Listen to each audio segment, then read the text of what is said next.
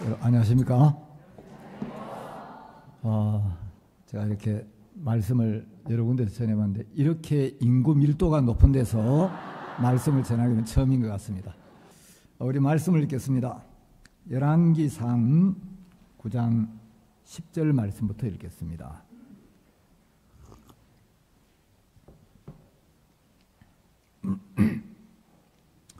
열왕기상 9장 10절부터 제가 읽겠습니다. 솔로몬이 두 집 곧 여호와의 전과 왕궁을 20년 만에 건축하기를 마치고 갈릴리 땅의 성읍 20을 히람에게 주었으니 이는 두로왕 히람이 솔로몬에게 그 온갖 소원대로 백향목과 잣나무와 금을 지공하였음이라. 히람이 두로에서 와서 솔로몬이 자기에게 준 성읍들을 보고 눈에 들지 아니하여 이르기를 나의 형이여 내게 준 이 성읍들이 이러하뇨 하고 이름하여 가불 땅이라 하였더니 그 이름이 오늘까지 있으니라. 히람이 금 120달란트를 왕에게 보내었더라. 14절 말씀까지 읽었습니다. 어제는 대학생 MT를 했는데 제가 이제 말씀을 전하고 Q&A 시간이 있었어요. 그래 이제 뭐 손들고 질문하고 이런 게 아니고 질문지를 미리 받아가지고 이제 이래 통에 넣어놓는데 제가 이제 그 중에 몇 개를 꺼내가지고 답을 하라는 거예요. 여러 이제 질문을 했는데 그 질문지 중에 하나가 결혼은 꼭 교회 안에서 해야 하나요? 이런 질문이 있었어요. 그래서 제가 그걸 말이라고 또 그렇게 교제할 수가 없잖아요. 어떻게 답변을 했냐면 결혼뿐만 아니고 우리가 인생에 많은 일들이 있고 많은 문제들을 만나는데 왜 예수님을 믿고 예수님을 의지해야 하는지를 정확히 알아야 된다. 사람들은 인생에 대하여 뭔가 좀 안다고 생각을 하지만 사람들은 자기 자신도 잘 모르고 사람들은 인생에 대하여 거의 모른다. 인생에 대하여 거의 모르면서 인생을 안다고 생각해. 성경에 보면 너는 내일 일을 자랑하지 말라. 하루 동안에 무슨 일이 일어나는지 네가 알 수 없음이니라. 여러분 우리가 내일 일을 정확히 알 수 있습니까? 몰라요. 우리는 내일 어떤 일이 있을지 내년에 어떤 일이 있을지 아무도 몰라요. 그런데 예수님은 인생을 정확하게 아셔요. 예수님은 우리 인생을 지으셨고 예수님은 우리 인생을 주관하시고 예수님 우리와 함께 계시기 때문에 예수님은 우리가 어떤 마음으로 인생을 살면 우리가 어떻게 인생을 살면 가장 보람있고 아름답고 영광스러운지 어떤 마음으로 인생을 살면 우리가 불행해지고 고통스러워지고 후회를 하게 되는지 예수님이 제일 정확하게 알아요. 우리는 인생에 대하여 잘 모르고 예수님은 우리도 아시고 우리 인생을 너무 잘 아시기 때문에 우리를 잘 아시고 우리를 사랑하시고 우리를 가장 위하시는 분이 예수님이니까 그 예수님의 인도를 따라 대학을 가고 예수님의 인도를 따라 결혼을 하고 예수님의 인도를 따라 인생을 살면 가장 복된 인생이 된다. 그래서 결혼뿐만 아니라 여러분 우리를 가장 잘 아시고 우리를 가장 위하시는 그 예수님의 인도를 받을 때 가장 복된 인생이 되는 거예요.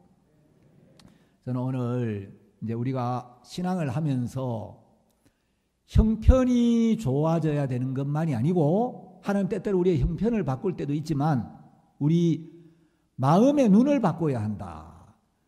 내 눈을 빼버리고 예수님의 눈으로 세상을 보고 예수님의 눈으로 자신을 볼 때 너무 복되고 감사한 삶을 살게 된다. 이 마음의 눈을 바꾸는 부분에 대한 이야기를 좀 하고 싶습니다. 자, PPT 한번 띄워주세요. 자, 여러분, 이 사람은 아주 유명한 화가예요. 워너 솔맨이라는 미국의 화가인데, 자, 이 워너 솔맨이 그린 그림을 보면, 아, 저게 워너 솔맨의 그림이었어? 아, 저 그림은 많이 봤는데, 저 그림을 그린 화가가 바로 워너 솔맨이었구나. 자, 이 워너 솔맨은 미국의 시카고에서 태어났어요. 지금부터 57년 전에 세상을 떠났는데, 자, 이 사람이 이제 교회를 다니고 있었어요. 그런데 23살 때 이제 자기 아내를 만나가지고 결혼을 했어요. 근데 둘이 다 이제 성가대원이었어요. 결혼해가지고 아내가 임신을 했는데 결혼하고 1년도 안 됐는데 이 사람이 결핵에 걸린 거예요. 그래서 의사가 석 달밖에는 살 수 없다. 워너 솔맨이 너무 괴로워서 잠을 이룰 수가 없는 거예요. 야, 한창 신혼의 단꿈에 빠져 있을 때인데 세상에 결혼해가지고 아내는 임신이 되어 있고 지금 막 너무 재밌을 때인데 결핵에 걸려가지고 의사가 석 달밖에 못 산다는 거예요. 아내에게도 너무 미안하고 태어난 아이가 아빠도 없이 엄마가 또 생활을 책임져야 되니까 얼마나 어렵게 살까? 너무 괴로운데 이 솔맨의 아내가 너무 귀한 아내예요. 남편이 절망에 빠져 있고 남편이 괴로워하고 남편이 자기 생각 속에 빠져 있을 때 신령한 아내가 있으면 이 신령한 아내로 말미암아 남편이 믿음을 갖게 되고 마음이 바뀌는 거예요. 이 아내가 남편에게 무슨 이야기를 하냐면, 여보, 우리 석 달밖에 못 산다고 절망하지 말고 하나님이 우리에게 석 달이라는 천금 같은 시간을 주셨는데 석 달밖에 못 산다가 아니라 앞으로 이 석 달이라는 너무 귀한 시간, 이 시간을 우리 인생에서 가장 귀하고 의미 있고 가치 있는 시간으로 만들어 봅시다. 아무도 원망하지 맙시다. 이 시간을 가장 아름다운 시간으로 만들어 봅시다. 그렇게 교제를 했는데 이 워너 솔맨이 아내의 이야기를 들으면서 마음이 바뀐 거예요. 자기 마음을 버리고 아내를 통하여 마음에 믿음이 들어왔어요. 그래서 이제 남은 석 달 동안 온 마음을 쏟아서 그림을 하나 그렸어요. 그 그림의 제목이 헤드 오브 크라이스트라는 제목인데 머리 대신 그리스도라는 그림이에요. 자, 한번 보여주세요. PPT. 예, 이거 말고. 자, 여러분 이 그림 많이 보셨죠? 이게 바로 워너 솔맨이 그린 그림이에요. 자, 다음. 자, 요게 바로 워너 솔맨이 죽음을 앞두고 3개월 동안 온 마음을 쏟아 그린 그림입니다. 그런데 여러분 이 그림 표정을 보세요. 다른 성화들하고 요 그림에 나오는 예수님의 표정은 조금 차이가 있죠. 딴 그림들은 예수님이 굉장히 온화하고 부드럽고 자상하고 인자한 표정으로 되어 있는데 여기는 예수님의 표정이 굉장히 온화하고 자상하고 이런 이미지보다도 굉장히 좀 강직한 이미지가 있죠. 그래서 자상하면서도 이제 리더가 되신 강력한 권세와 능력을 가지신 그런 예수님을 그린 거예요. 그래서 이제 자, 또 다른 그림 한번 보여주세요. 워너 솔맨이 그린 그림들. 자, 이것도 워너 솔맨이 그린 그림이고, 여러분 이 그림도 아마 기독교 서점에 가면 여러분 많이 보셨을 겁니다. 다음. 이 그림 많이 보셨죠?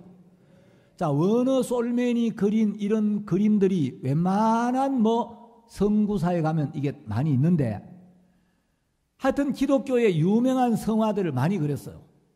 근데 온 마음을 쏟아서 머리 대신 그리스도 이 그림을 그리고 이제 석 달 뒤에 내가 세상을 떠날 거라고 생각했는데 마음을 바꾸고 남은 석 달을 천금 같은 시간으로 만들어 봅시다. 가장 가치 있고 아름다운 시간으로 만들어 봅시다. 아무도 원망하지 맙시다. 그래서 하나님을 의지해서 이 그림을 그렸는데 너무 놀라운 것은 마음을 바꾸고 그림을 그렸는데 석 달이 지난 뒤에 결핵으로 죽게 된 게 아니라 결핵이 다 나아버린 거예요. 여러분, 암 같은 거는 뭐 그래도 나을 수가 있는데 결핵은 균이잖아요. 근데 석 달이 지난 뒤에 병원에 가서 검사를 해보니까 결핵이 싹 없어졌어요. 이 주치의가 존 헨리라는 사람인데, 아니 무슨 약을 썼느냐고. 아무 약도 안 썼다고. 그런데 그 심한 결핵이 어떻게 깨끗이 나았느냐고. 무슨 약을 먹었느냐고. 아무 약도 먹지 않았습니다. 굳이 약이라고 이야기한다면 내 아내가 나에게 넣어주는 감사라는 약만 먹었습니다. 그러니까 이 주치의가 무릎을 탁 치면서 맞다고. 최고의 해독제, 최고의 치료제, 최고의 약은 바로 감사라는 약입니다. 감사보다 좋은 약이 없습니다. 여러분, 의사들은 암이 제일 싫어하는 말이 있대요. 암 환자가 암에 걸렸을 때 암이 자라지 못하도록 암을 억제하는, 암이 제일 싫어하는 말이 감사라는 말이래요. 여러분, 다 같이 한 목소리로 주님 감사합니다 한번 해봅시다. 자꾸 해야 돼요. 자꾸 하면 암세포가 자꾸 약해져요.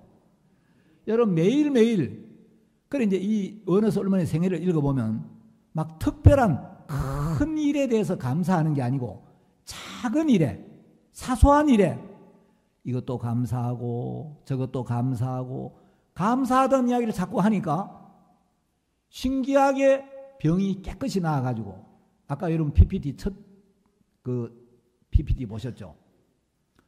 이 사람이 오래도록 살았어요. 이렇게 결혼해가 23살 때 죽어야 될 사람인데 늦게까지 정말 이 훌륭한 그림을 그리고 행복하게 산 거예요. 여러분, 하나님의 말씀을 따라 마음 하나를 바꾸는 게 인생에 얼마나 놀라운 변화를 주는지 모르는 거예요. 그래서 여러분, 우리 형편이 좋아져야 되는 게 아니고 마음이 바뀌어야 돼요. 여러분, 내 마음을 잘라내고 믿음의 마음을 가지면 삶에도 놀라운 변화가 오는 거예요. 자, 저는 오늘 열왕기상 9장을 읽었습니다. 여러분, 제가 대부분 다 아시겠지만 저는 아들 하나, 딸 하나가 있어요. 이 한 공장에서 생산되는 제품은 대체로 좀 비슷해요, 안 해요? 비슷하죠? 근데 제 아들하고 딸은 같은 공장에서 생산된 제품인데 너무 대조적이었어요.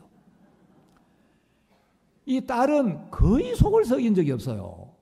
딸내미는 뭐 몸이 아픈 적도 없고 항상 건강하고 씩씩하고 공부도 잘하고 별로 속을 썩인 적이 없었어요. 그리고 이 딸내미하고 아들하고 연년생인데 이 딸내미가 아들보다 어릴 때 키가 더 커가지고 다니면은 아이고 누나야? 니 누나야? 그래가 이제 우리 한솔이는 막 동생 보고 막 누나야 그러니까 너무 자존심 상해하고 이제 그랬는데,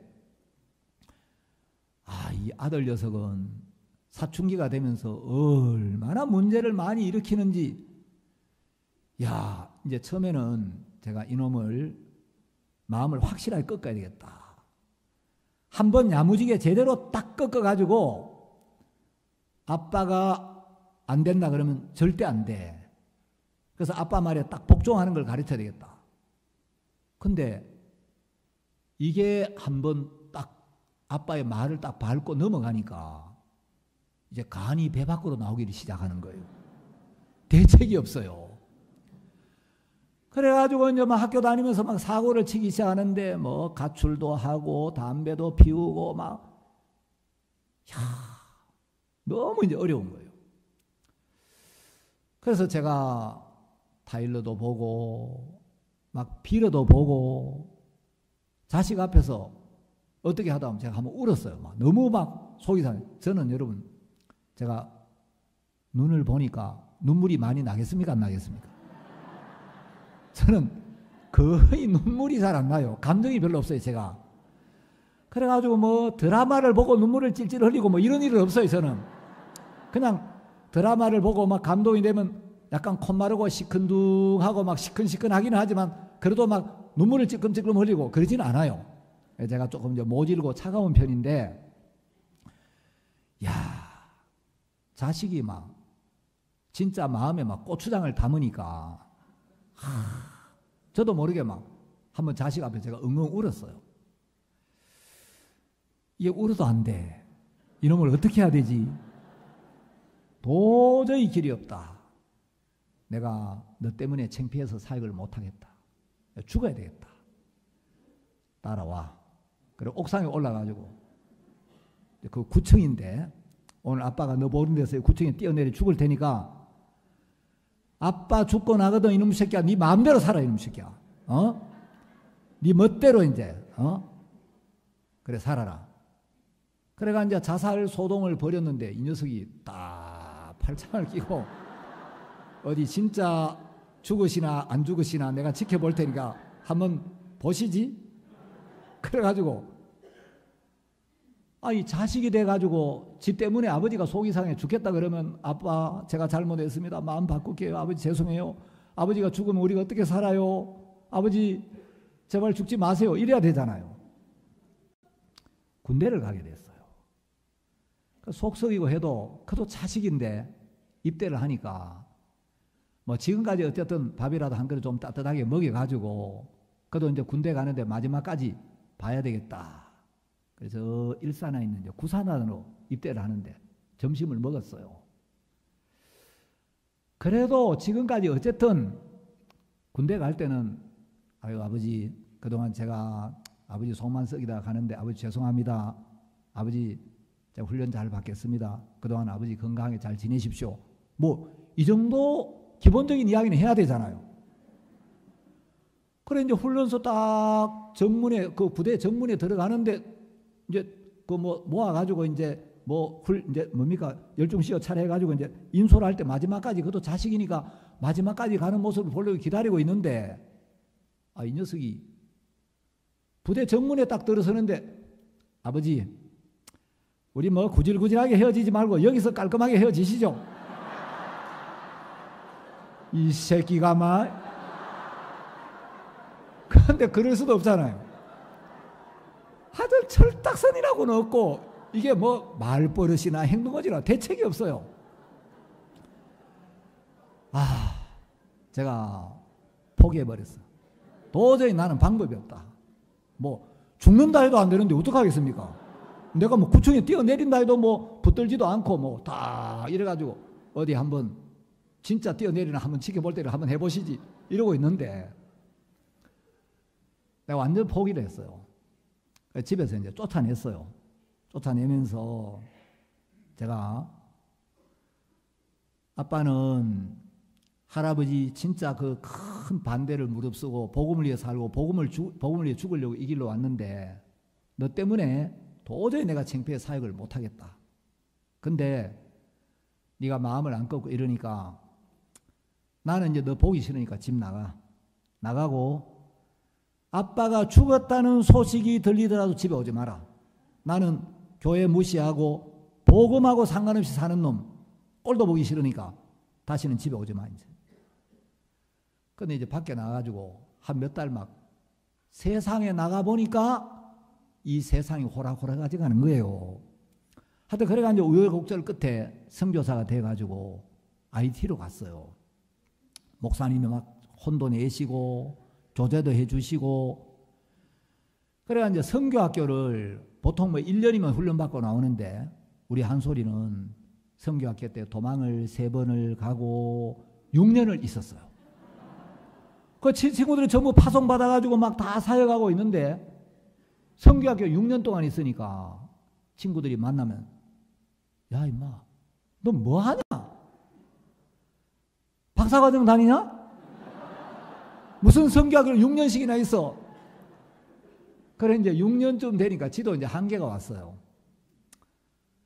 내가 내 인생을 위해서도 이제는 결정을 해야 되고 선교회를 위해서도 나 같은 인간이 선교학교에 있으면 더 이상 안 되겠다. 근데 아버지가 사역자인데 도망가면 또 아버지도 어렵고 나도 그렇고 내가 목사님한테 말씀을 딱 드리고 이제 목사님 저 보내주십시오. 저는 은사도 없고 도저히 안 될 것 같습니다. 말씀을 드리고 나가야 되겠다. 목사님을 찾아갔어요. 목사님 저 사실 이렇게 살았습니다. 이렇게 사고도 치고 문제도 일으키고 저 이렇게 더럽고 부끄럽고 형편없이 살았습니다. 그리고 제가 선교학교 저도 변화되어 보고 싶어 가지고 뭐 이렇게도 해보고 저렇게 저는 안 됩니다. 제가 복음 전해서 구원받은 사람도 없고 저는 말씀도 안 깨달아지고 명색이 선교학생인데 전도 가면 아직도 부담스럽고 부끄럽고 제가 교제에서 변화되는 사람도 없고 저는 은사가 없는 것 같습니다. 목사님이 다 들으시 이제 한 소리는 각오를 하고 왔어요. 그래서 이제 제가 선교학교에서도 뭐 새벽기도도 잘 못 나올 때도 있고 뭐 구원받기 전에 목사 아들인데 술도 마시고 담배도 피우고 막 사고도 치고 뭐 이랬습니다. 그럼 목사님이 막 두 눈을 부릅뜨시고 뭐 이놈아 네가 사역자 아들이 내가 이놈의 자식 네가 인간이야 교만한 놈 나가 그러실 줄 알았는데 목사님이 한솔아 너 죄사함은 받았냐? 예, 목사님 죄사함 받았습니다. 목사님이 갑자기 막 호통을 치시면 뭐 이놈아 네가 죄사함 받았어? 너 죄 없어? 아유 목사님 뭐 그렇게 말씀하시면 제가 참 할 말이 없고 부끄럽습니다만은 그래도 제가 죄는 없습니다. 야 이놈아 네가 죄 지은 거 온 세상이 다 한데 네가 죄가 없어? 아유 목사님 뭐 그렇게 말씀하시니까 할 말은 없지만 그래도 제가 죄는 없습니다. 그래가 목사님이 네가 죄가 없어? 죄사함 받았어? 그 세 번을 막 탁 치셔가지고 죄가 없다니까 네가 죄가 없어 이놈아? 너 죄 안 지어? 아 목사님 그렇지만 뭐 죄를 짓지만 저는 죄는 없습니다. 야 이놈아 너 죄 지은 거 세상이 다 아는데 네가 죄가 없어? 그 세 번을 탁탁탁 쳐보는데 이 구원이 안 흔들리는 거예요. 그러니까 목사님 막 강하게 막 이놈아 네가 죄가 없어? 네가 구원받았어? 그러시다가 세 번을 탁 해도 이 구원이 안 흔들리니까 목사님이 갑자기 태도를 싹 바꾸시면서 너무 따뜻하고 자상하게 한솔아 네가 죄 사함 받았다는 게 어떤 의미를 가지고 있는 줄 아냐? 목사님 잘 모르겠습니다. 말씀해 주십시오. 너는 그래. 너는 육신적이고 너는 게으르고 너는 교만하고 너는 악하고 너는 그런데도 불구하고 네가 죄 사함을 받았다면 예수님이 그런 너와 함께 하시는 거야. 예수님은 그런 너를 바꿀 수가 있어. 예수님은 그런 너와 함께 하셔. 네가 예수님을 바라봐. 예수님은 선하고 반듯하고 착한 사람들만 위해 돌아가신 게 아니야.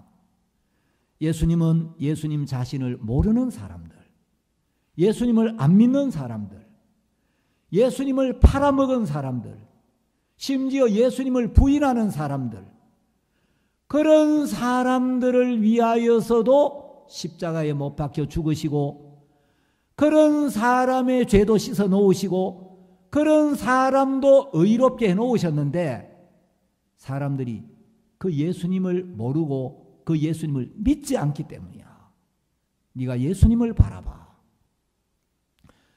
그 교제를 받으면서 6년 동안 선교학교에 있으면서 막 자기 부족함에, 자기 죄악에, 자기 허물에 매여가지고 자신을 정죄하고 자기가 자기를 고쳐보려고 해도 안 되고 몸부림쳐도 안 되고, 그런데 교제 한번 딱 하면서 내가 얼마나 악하게 살고 얼마나 부끄럽게 살고 얼마나 형편없이 살았는지 다 말씀을 드렸는데 하나님의 종이 그거 다 아시면서도 네가 죄 사함을 받았다면 너는, 그런데 그럼에도 불구하고 그런 네 속에 예수님이 함께 계셔. 예수님 너를 바꿀 수 있어. 네가 예수님을 바라봐. 아, 하나님은 내 육신적인 모습을 전혀 보지 아니하시고 나는 내 육신을 바라보고 있었는데 하나님의 종은 나를 바라보는 데서 예수님을 바라보도록 마음의 눈을 옮겨주시는 거라. 내가 이런 인간이라고 이런 삶을 살았다고 말씀을 드렸는데도 종은 전혀 그걸 정죄하지 아니하시고 그럼에도 불구하고 네가 죄사함 받으면 예수님 너와 함께 계셔. 예수님 너를 통해 일을 하셔. 이제 매여있던 자기 연약함, 허물, 어둠 다 벗어난 거예요. 근데 이제 하나 걸리는 게 있었는데 너무 감사하고 심오한데, 목사님, 근데 어떤 목사님이 말씀하시기를, 야, 너희들 선교학교도 좀 어려워도 도망가지 마. 한 번 도망간 놈은 사역제 나가도 또 도망가. 선교학교 때 고비를 못 넘고 도망간 놈은 사역제 나가도 도망가. 그러니까 도망가지 마. 근데 저는 선교학교 때 3번 도망을 갔습니다. 제가 사역제에 나가서 또 도망을 갈까봐 염려스럽습니다. 목사님이, 한소라, 성경 어디에 선교학교 때 하면 도망간 놈은 또 도망간다, 그런 말이 어디 있어? 성경에 없는 말 믿지 마. 하나님의 말씀만 믿어. 6년 동안 행위에 매이고 자신에게 매여가지고 괴로워하고 자기를 고치려고 해도 안 됐는데 목사님하고 1시간 딱 교제하니까 확 벗어나 버린 거예요. 그래서 여러분, 교제가 굉장히 중요한 거예요. 내 안에서 아무리 자기를 고쳐보려고 바꿔보려도 안 돼요. 내 스스로 못 풀어요. 하나님 말씀을 가진, 하나님의 인도를 받는 종과 한 번 딱 만나니까 6년 동안 괴로워하고 애쓰는 것보다 한 번 교제하는 게 낫더라 이 말이에요. 그래가 이제 선교사가 돼가지고 IT로 갔어요. IT로 갔는데 IT에 가가지고 제 아들이 여러분 아시겠지만 2학년 때 저 경기도 시흥 옆에 있는 군자 공고를 다녔어요.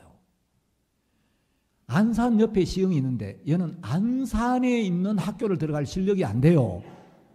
안산이 어떤 데인지 아십니까? 서울 살다가 서울 살 형편이 못 되면 부천으로 간대요. 부천 살다가 부천 살 형편이 못 되면 인천으로 간대요. 인천에 살다가 인천 살 형편도 못 되면 안산으로 가는데 안산은 안 산다, 안 산다 하면서 또 사는 데가 안산이래요. 하여튼 안산은 이제 그 중국 사람들 많고 막 우리나라의 제일 어려운 도시인데 그 안산 시내에 있는 학교를 갈 실력이 안 돼가지고 제 아들이 안산 외곽에 있는 군자공고, 거기는 소인들은 못 가고 군자들만 가는 좋은 공고였어요. 거기를 다니다가 여수로 이제 학교를 갔는데 여수에 가니까 공고가 없어요. 그래서 상고를 들어갔어요. 안 그래도 지금 안산도 갈 학교가 없어가지고 분자 공고까지 갔다가 공고에 공부하다가 갑자기 상고로 가니까 이 공부가 될 턱이 있습니까? 어느 날 선생님이 영어 시간에 칠판에 글씨를 썼어요. 고등학교 2학년인데 HOUSE. 자, 이거 읽을 줄 아는 친구 아무도 손을 안 드는 거예요. 그때 제가 이제 막 발음기호를 좀 가르쳐주고 있었는데 가만히 보니까 저거는 좀 읽을 것 같기도 한데, 다른 사람 손도 아무도 안 들으니까 내가 이 군자 공고에서 왔다는 걸 한번 보여주리라. 손을 딱 들고, 그래, 한 소리 한번 읽어봐. 조금 자신이 없어가지고, 호세 하고 읽은 거예요. 선생님이 출석부를 가지고 막 대갈통을 내리치면, 야, 이 새끼야, 이게 하우스지, 이 새끼야, 이게 호세야, 임마? 넌 집에서 이 새끼야, 마우스도 모세로 읽나, 이 자식아? 그래, 완전 창피를 당해가지고, 선생님한테 마음문이 탁 닫히면서, 내가 영어 공부 하나 봐라, 이제. 다시는 공부 안 한다. 공부 안 하면 누구 손이에요? 지 손이지. 그래가지고 이제 완전 개판을 쳐버린 거예요.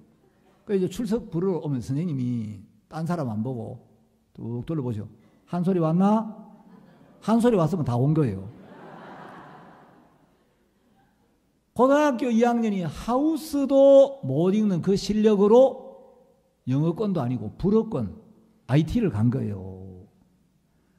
그러니까 뭐 이제 아무것도 못 하는데 말도 안 통하지요. 날씨도 덥지요. 전기도 제대로 안 들어요. 그래 IT에 가가지고 넉 달 뒤에 연락이 왔어요.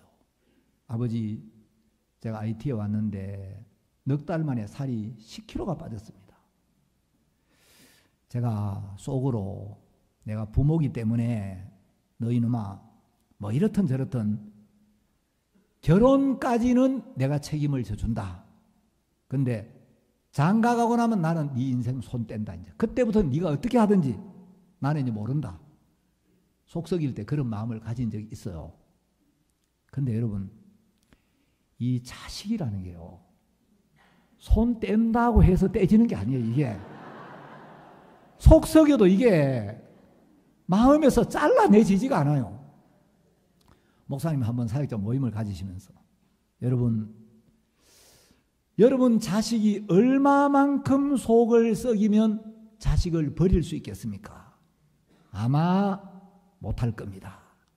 그게 무슨 이야기냐면, 내가 여러분들 책망도 하고 사역자들 막 꾸중도 하고 호통도 치지만 내가 여러분 영혼을 복되게 하려고 육을 제거해서 여러분을 살리려고 이렇게 하는데 미워서 하는 게 아니고 나는 여러분들 못 버린다는 거예요. 근데 넉 달 만에 10kg가 빠졌다니까 내 살점이 막 뜯겨나가는 것처럼 마음이 고통스러운 거예요. 여러분, 뭐 살이나 좀 있으면 아이고 하나님이 여기 보내가지고 이렇게 다이어트를 잘하게 해주시는구나. 그럼 얼마나 좋아요. 저는 한 30년 동안 늘 플러스 마이너스 1kg예요. 1kg가 찌면 너무 컨디션이 좋고 1kg가 빠지면 편해요. 근데 넉 달 만에 10kg가 빠졌다니까, 이야, 1년 지나면 이거 어떻게 살지? 평생을 어떻게 살지? 근심이 막 쓰나미처럼 밀려오는 거예요. 근데 IT에 가서 많은 어려움들이 있었어요. 누명을 쓰고 감옥에 들어가기도 하고, 또 며느리가 유산을 해가지고 막 병원을 못 찾아가고 3일 동안 고생하면서 어려움을 겪기도 하고, 또 손자를 보라고 어떤 자매한테 맡겨놨더니 세상에 애를 좀 잘 봐야 되는데 강대상 발판 이거 막 무식한 걸 벽에 세웠는데 그게 넘어져가지고 우리 막내 손자 다리가 부러졌어요. 그때 이제 우리 한솔이는 해외에 집회가 있어가지고 이 다리가 좀 애가 넘어져가 막 다쳤으면 병원에 가 사진이라도 제대로 찍어보고 뭐 이상이 없나 확인해야 하는데, 다리가 부러졌는데 그냥 막 이 병원에 제대로 진단 나보고 이래서 아멘한데, 나중에 갔다 와가 이제 사진을 찍어가지고 한국으로 보내서 한국에서 판독을 해보니까 다리가 절단이 된 거예요. 뭐 그런 일들.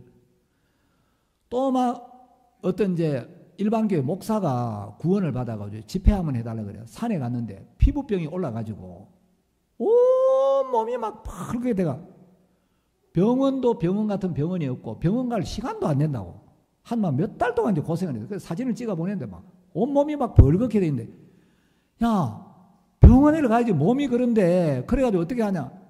아버지 병원 갈 시간이 안 돼요.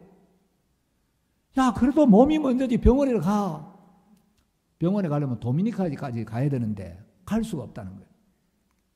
이제 이런 것들은 가벼운 일이고 또 지진이 나가지고 집이 폭삭 내려앉았어요. 옛날에 깊은 소리째 보면 지붕이 없는 집인데 그게 지붕이 없는 게 아니고 지붕이 내려앉아가지고 얼핏 보면 원래 그게 마당처럼 보이지만 사실은 집이 폭삭 주저앉은 사진이거든요. 근데 지진이 나던 날 형제 결혼식이 있어가지고 마침 교회 식구들이 다 빠져나간 뒤에 이 집이 주저앉은 거예요. 그래 한 명도 안 다쳤어요. 그리고 이제 막 강도도 몇 번 만나고 이제 한 4, 5년 전에는 차 타고 가는데 막 양쪽에서 갱들이 막 총격을 가해가지고 하여튼 그 총격 속에 6시간을 있었는데 우리 며느리가 완전 혼이 나갔어요. 그래가지고 막 차 타고 있다가 맨발로 막 도망을 가는데 총은 막 양쪽에서 쏴대지 며느리가 막 경찰서 달려와 발바닥을 보니까 발바닥 다 찢어지고 뭐 여권이고 가방이 이런 거 챙기지도 못하고 그 옆에 이제 사람이 6명이 총에 맞아가 막 죽어 있었는데 2022년 5월에는 납치를 당했어요. 다 아시죠? 그래가 이제 14일 동안 이제 눈을 이렇게 검은 안대로 가리워 놓고 막 차 안에서 이제 두드러 패고 밤저 요만큼 뭐 개밥 같은 거 이제 한 끼 이제 주고 그래가 이제 있었는데 제가 이제 처음에 이렇게 IT에 가서 야 너무 어렵다. 나도 복음을 귀하게 여기지만 복음도 좋지만 너무 어렵다. 평생을 어떻게 살겠나 이런 염려가 많이 있었는데 시간이 지나면서 이렇게 가만히 보니까 어려움만 있는 게 아니고 하나님이 매번 그 어려움 속에서 항상 건지시고 그 어려움 가운데서 늘 하나님의 역사와 도우심이 너무 선명하게 있는 거예요. 제 아들이 한번 감옥에 들어갔는데 이제 어떤 그 형제가 백인 아이패드를 훔쳐가지고 감옥에 들어갔는데 24시간 만에 안 나오면 빨간 줄이 꺼여가지고 평생 이제 그 불이익이 온다는 거예요. 그 형제들이 너무 두려워하는데 하나님이 왜 여기 오게 하셨겠나? 복음 전해야 되겠다. 복음을 전했는데 그 죄수들이 다 구원을 받았어요. 그러니까 제일 나이 많은 할아버지 죄수가 있는데 베개가 하나밖에 없대요. 그래서 구원을 받고 나니 선교사님 그 화장실 옆에 거기 주무시지 말고 여기 가운데 이 자리에 선교사님 주무십시오. 그리고 이 베개 하나밖에 없는데 이거 베십시오. 그리고 그때 이제 IT 시장님이 구원을 받아가지고 시장님이 이제 한 소리가 납치됐다는 이야기를 듣고 최고 검사를 데려와고 24시간 되기 전에 건져낸 거예요. 어려움이 있었는데 항상 하나님은 그 어려움을 선으로 바꾸시고 복으로 바꾸신 거예요. 그래 한 번은 이제 한국에 나왔는데 이런저런 이야기를 하다가 야, IT에 참 어려움이 너무 많았는데 괜찮냐? 아버지, 제가 IT에 오지 않았다면 복음의 깊은 맛을 제가 못 느꼈을 것 같습니다. 저는 IT가 너무 좋아요. 제가 이제 생각을 했대요. 만일에 치안이 굉장히 위험하고 뭐 총격도 여러분 이제 총격도 당하고 강도도 여러분 만나고 납치도 당하고 이랬는데 내가 여기서 신변의 안전을 생각하고 움츠리고 있을 거냐? 복음을 전하다가 죽더라도 복음을 전할 거냐? 내가 내 신변의 위험을 생각해가지고 복음 안 전하고 움츠리고 있으면 내 신변은 안전할지 모르지만 내가 선교사로 온 가치가 뭐가 있냐? 복음을 전하 죽더라도 복음을 전해야 되겠다.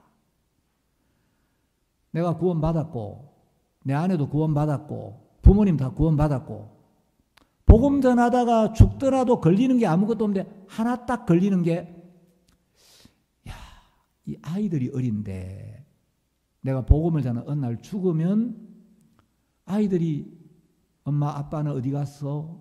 아빠 어떻게 된 거야? 그리고 아이들한테 작별 인사는 한번 하고 헤어지면 좋겠는데 아이들한테 뭐라고 작별 인사를 하지? 생각을 해가지고 아이들한테 어느 날 이야기를 했대요. 이제 그 큰애가 딸아이인데 이름이 하늘이에요. 하늘아, 아빠는 이 IT에 복음을 듣지 못해 죽어가는 불쌍한 사람들에게 복음을 전하려고 지옥에 갈 수밖에 없는 이 사람들 천국으로 가게 해주는 가장 귀한 일을 하러 왔어. 근데 아빠가 복음의 일을 하다가 좀 빨리 못 돌아올 수도 있어. 어쩌면 하늘이가 생각하는 것보다 아주 늦게 올 수도 있어. 이렇게 운을 떼봤대요.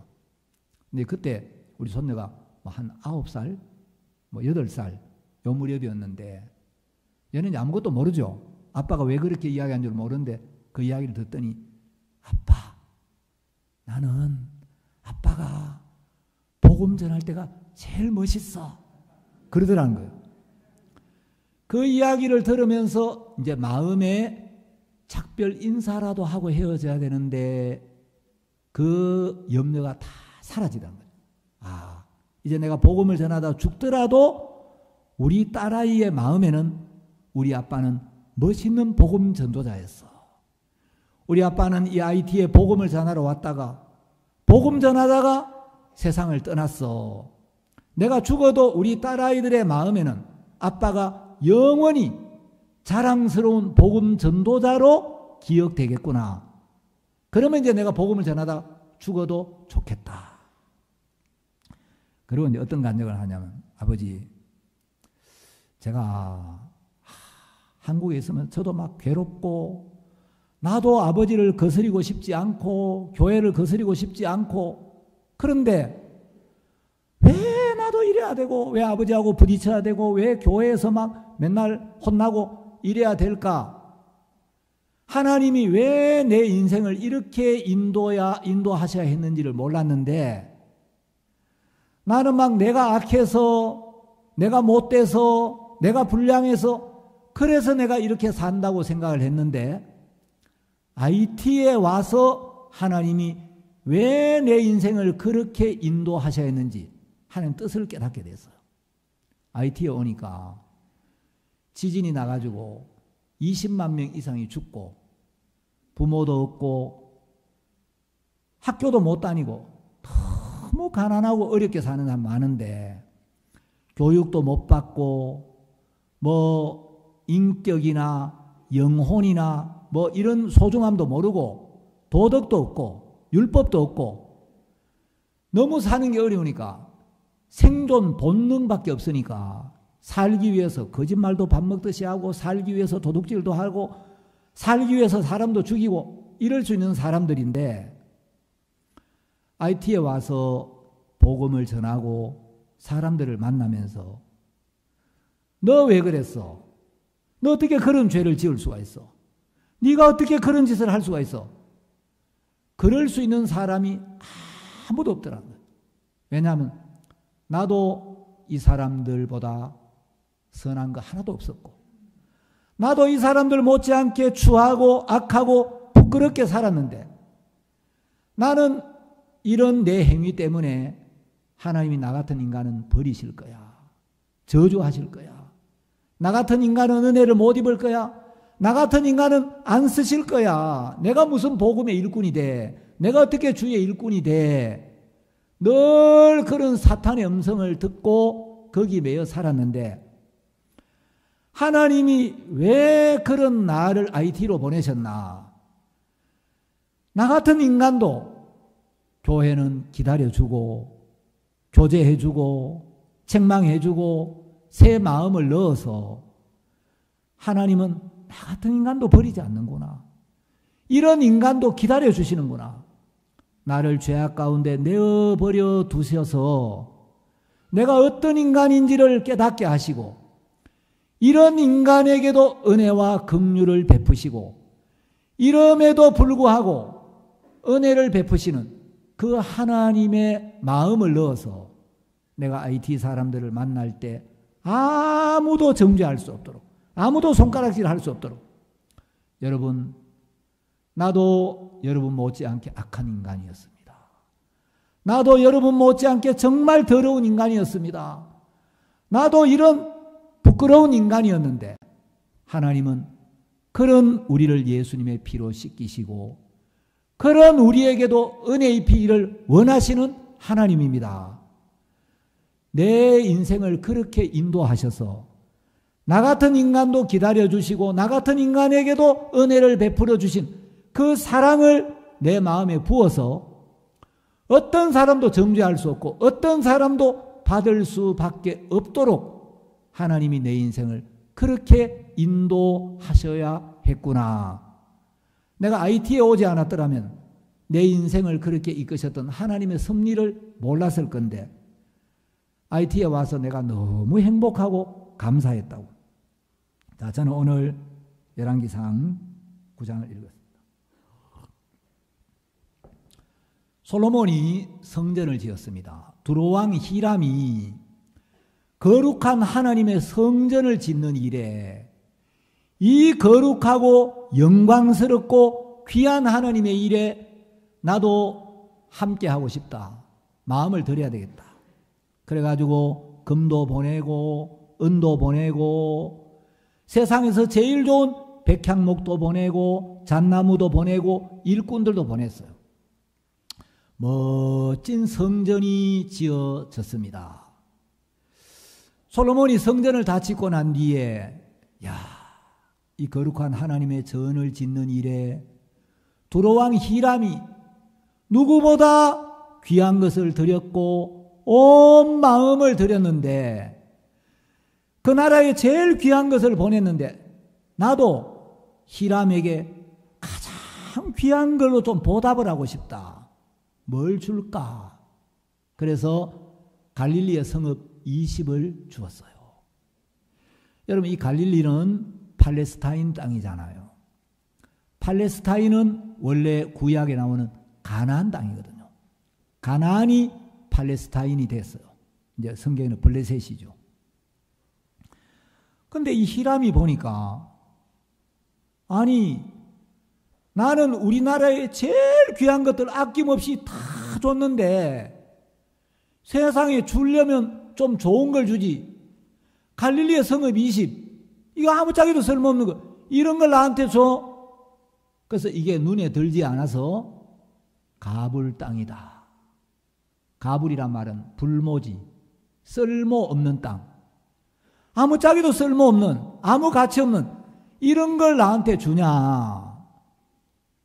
그런데 여러분, 솔로몬은 왜 가장 귀한 걸 드린 히람에게 갈릴리의 성읍 20을 주었느냐 하면, 자, 솔로몬은 성경에서 가장 지혜로운 왕이죠. 하나님의 영으로 말미암은 지혜가 있었어요. 하나님의 영으로 말미암은 지혜가 있는 사람은 메시아를 보게 되죠. 자, 우리 성경 한번 찾아봅시다. 베드로전서 1장 10절.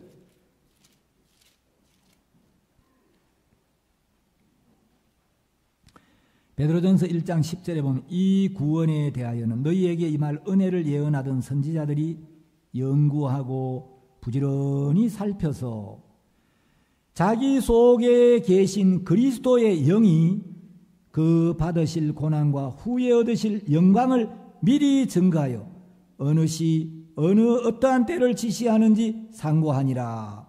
자, 구약시대 선지자들은 성경을 부지런히 연구하고 살펴서 그리스도가 오시고 그리스도가 받으실 고난이 어느 때를 지시하는지 그걸 살폈어요.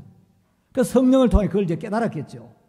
자, 히브리서 11장 13절에도 이 구약시대의 성도들은 앞으로 그리스도가 올 것을 믿었고 그리스도를 기다리며 구약시대니까 아직 오시지는 않았지만 멀리서 장차 오실 그리스도를 믿음의 눈으로 바라보고 환영했다고 되어 있어요. 그러니까 솔로몬은 멀리서 그리스도를 바라보고 있었던 거예요. 자, 이 갈릴리에 대한 언급들이 성경에 몇 군데 나오는데 이사야 9장 1절을 펴보겠습니다. 왜 솔로몬이 갈릴리의 성읍을 주었는가? 자, 이사야 9장 1절. 전에 고통하던 자에게는 흑암이 없으리로다. 옛적에는 여호와께서 스불론 땅과 납달리 땅으로 멸시를 당케 하셨더니 후에는 해변길과 요단 저편 이방의 갈릴리를 영화롭게 하셨느니라.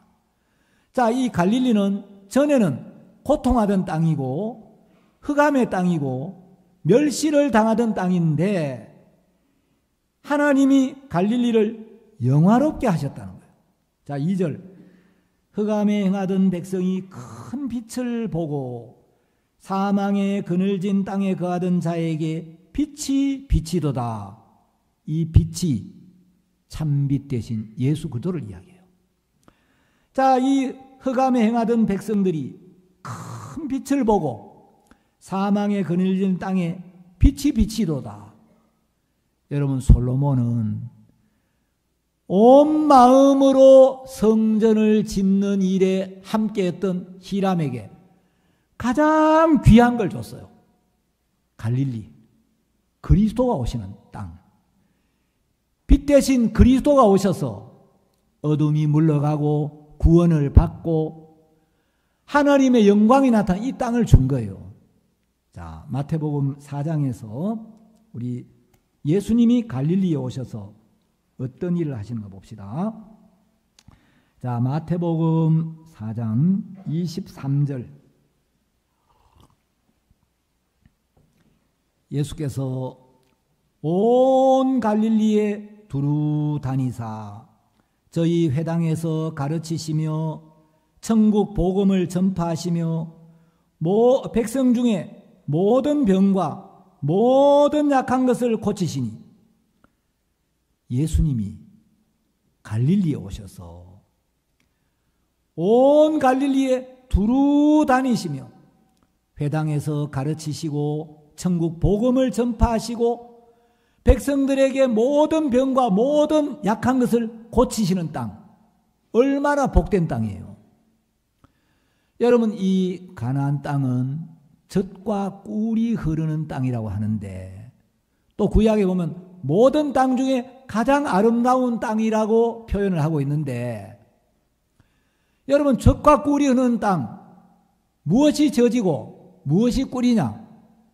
그리스도가 오셔서 그리스도가 일하는 게 젖이고 그리스도가 나타나시고 그리스도가 일을 하는 이게 꿀인 거예요.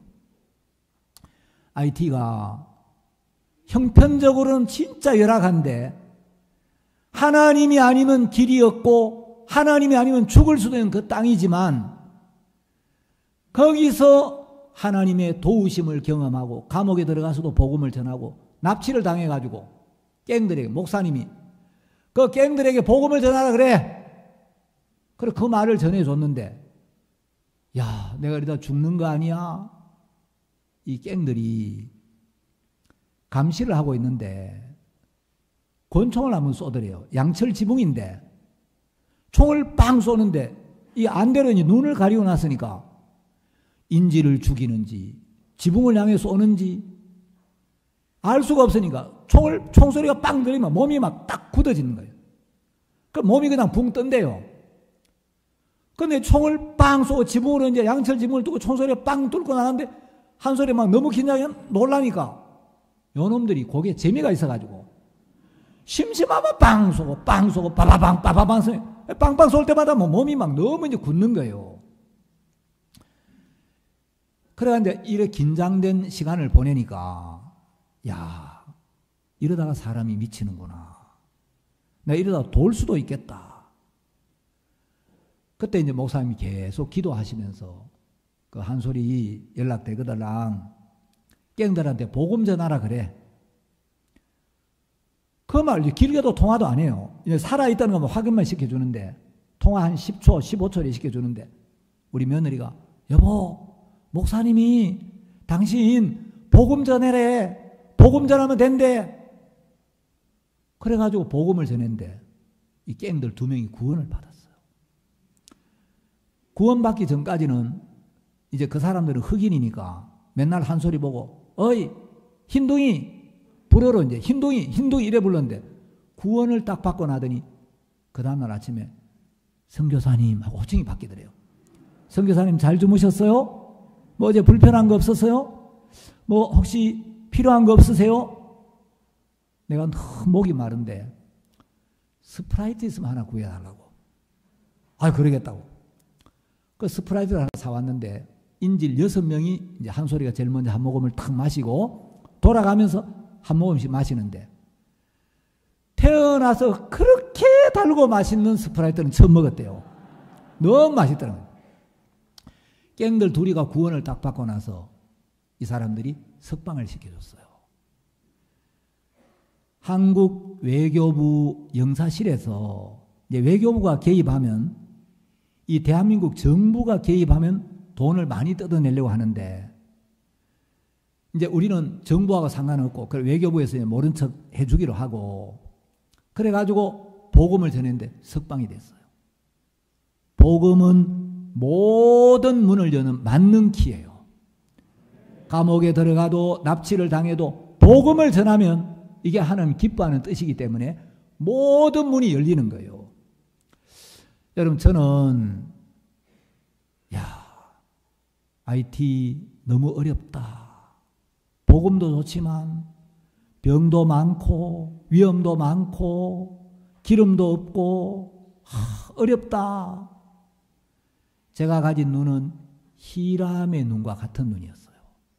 자, 히람의 눈은 육신의 눈이고 히람은 솔로몬이 왜 갈릴리를 주는지를 볼 만한 눈이 없는데 솔로몬의 눈은 신령한 눈이에요. 하나님의 성령이 오셔서 성령으로 말미암아 그리스도가 오셔서 그리스도가 갈릴리 땅에 일을 하시고 복음을 전하시고 병든 자를 고치시고 귀신을 쫓아내시고 갈릴리가 복을 받을 걸 내다본 겁니다. 제일 귀한 땅을 준 거예요.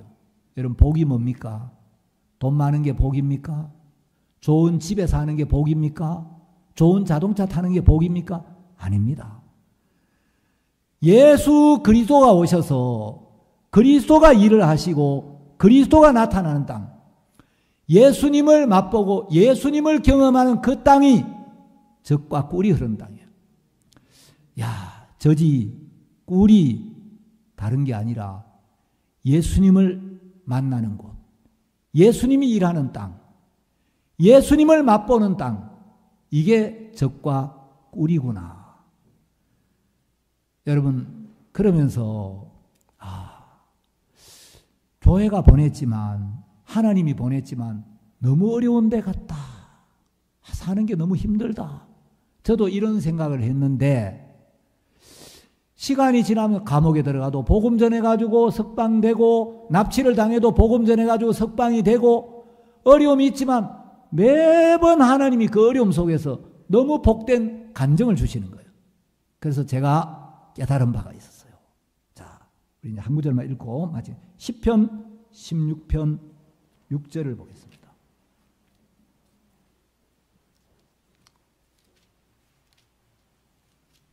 시편 16편 6절 내게 줄로 재어준 구역은 아름다운 곳에 있으며 나의 기업이 실로 아름답도다. 여러분 하나님이 교회를 통하여 줄로 재어준 구역, 구미교회 형제자매 여러분, 여러분 구미교회 구역 안에서 구미교회를 섬기는 게 가장 아름다운 거예요. IT의 선교사는 교회가 정해준 그 IT, 거기가 제일 아름다운데요. 예천 형제자매들 손 들어보세요. 예천 형제자매님들은 성도가 많든 적든 하나님이 줄로 재어준 데가 예천입니다. 하나님 말씀이 실로 아름답도다. 거기가 아름다운데요. 대구교회 형제자매 여러분, 좀 이한규 목사가 좀 마음에 안 들어도 어쩔 수 없어요. 하나님은 대구교회가 실로 아름답도다. 아멘을 안 하시네. 아멘 하면 마치려고 했더니 아멘 소리가 시원찮아가지고 오늘 집에 일찍 가기는 걸렸네 보니까. 여러분 제가 진짜 시간이 지나면서 보니까 야, 내 눈은 히람의 눈처럼 육신의 눈인데 종이 가진 눈, 교회가 가진 눈은 신령한 눈이어서 내가 보는 눈은 형편밖에 볼 만한 눈이었고 내가 구하는 복은 육신의 복을 구할 때가 많은데 하나님이 우리에게 주시는 복은 신령한 복이에요. 여러분 어떤 땅이 가장 복된 땅이냐? 예수님이 나타나시는 땅, 예수님이 일하시는 땅, 예수님이 복음을 전하시고 병든 자를 고치시고 예수님이 일하시는 그 땅이 가장 복된 땅이고 그 땅이 가장 아름다운 땅입니다. 여러분에게 줄로 재어준 구역, 그 교회 안에서 여러분이 말씀 안에 거하면서 복음을 섬길 때 여러분 한 사람 한 사람 속에 하나님이 역사하시고 하나님이 여러분을 통해 나타나시고 여러분 속에도 여러분 삶 속에도 젖이 있고 꿀이 흐르는 그런 행복을 여러분에게 허락하실 줄 믿습니다.